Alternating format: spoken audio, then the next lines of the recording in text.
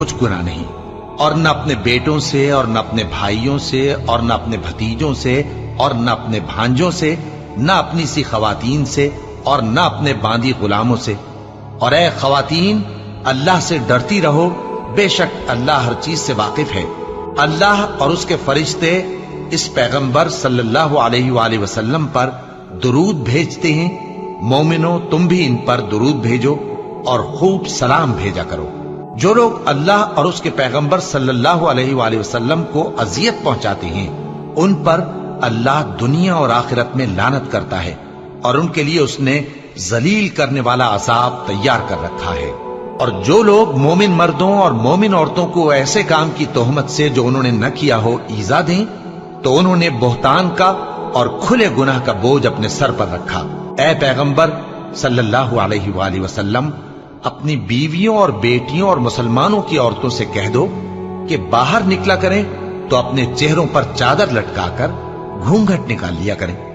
یہ چیز ان کے لیے موجب شناخت و امتیاز ہوگی، تو کوئی ان کو ایذا نہ دے گا، اور اللہ بخشنے والا ہے، مہربان ہے۔ اگر منافق اور وہ لوگ جن کے دلوں میں روگ ہے اور جو مدینے کے شہر میں بری بری خبریں اڑایا کرتے ہیں اپنی حرکتوں سے باز نہ آئیں گے، تو ہم تم کو ان کے پیچھے لگا دیں گے، پھر وہ تمہارے پڑوس میں نہ رہ سکیں گے مگر تھوڑے دن، وہ بھی پھٹکارے ہوئے، جہاں پائے گئے پکڑے گئے اور جان سے مار ڈالے گئے۔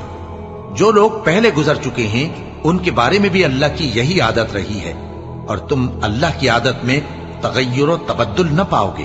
لوگ تم سے قیامت کی نسبت دریافت کرتے ہیں کہ کب آئے گی، کہہ دو کہ اس کا علم اللہ ہی کو ہے، اور تمہیں کیا پتا، ہو سکتا ہے قیامت قریب ہی آ گئی ہو۔ بے شک اللہ نے کافروں پر لعنت کی ہے اور ان کے لیے جہنم کی آگ تیار کر رکھی ہے، اس میں وہ ہمیشہ ہمیشہ رہیں گے، نہ کسی کو دوست پائیں گے اور نہ مددگار۔